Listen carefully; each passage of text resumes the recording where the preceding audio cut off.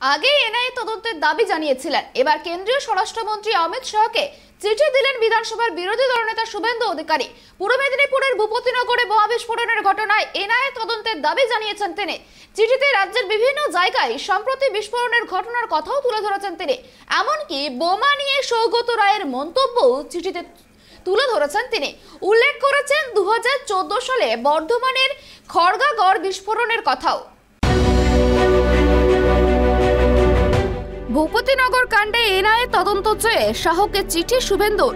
নিজেই টুইট করে জানালেন শুভেন্দু, তার অভিযোগ পশ্চিমবঙ্গকে বোমা তৈরির শিল্প তালুকে পরিণত করছে তৃণমূল কংগ্রেস। শুধু তাই নয়, ভূপতিনগরে তৃণমূল বুথ সভাপতির বাড়িতে পুলিশে ঘেরাটোপ ছিল না। ফরেনসিক দল আসার আগেই প্রমাণ নষ্ট করতেই এই ছক, এমনও দাবি করেছেন শুভেন্দু।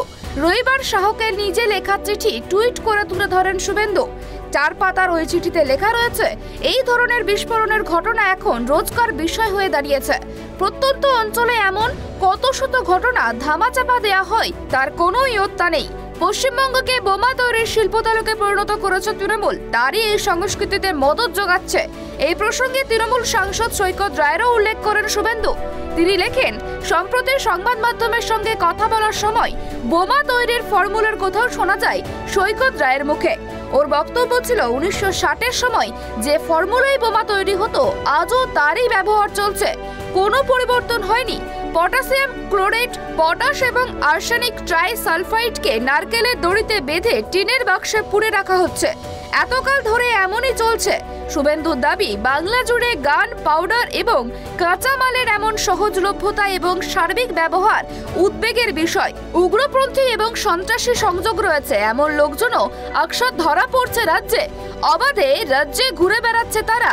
আমাদের ভুললে চলবে না যে 2014 সালে বর্ধমান জেলার খড়গাগড় বিস্ফোরণে যুক্ত ছিল জামাতুল মুজাহিদ্দিন বাংলাদেশের জঙ্গিরা। এদিকে ভূপতিনগর বিস্ফোরণ কাণ্ডে উত্তপ্ত রাজ্য রাজনীতি। বিজেপির অভিযোগ, তৃণমূল নেতার বাড়িতে বোমা বাঁধার সময় বিস্ফোরণ ঘটে। এটাই কি ডিসেম্বর ধামাকা? বিজেপির বিরুদ্ধে চক্রান্তের অভিযোগে পাল্টা প্রশ্ন তুলেছেন অভিষেক বন্দ্যোপাধ্যায়। কাঁথিতে অভিষেকের সবার আগেই রাতেই ভূপতিনগরে ভয়াবহ বিস্ফোরণ ঘটে, তাতে মৃত্যু হয় তৃণমূল নেতা সহ 3 জনের। তা নিয়েই চলছে তরজা। Bureau report, Tribe TV.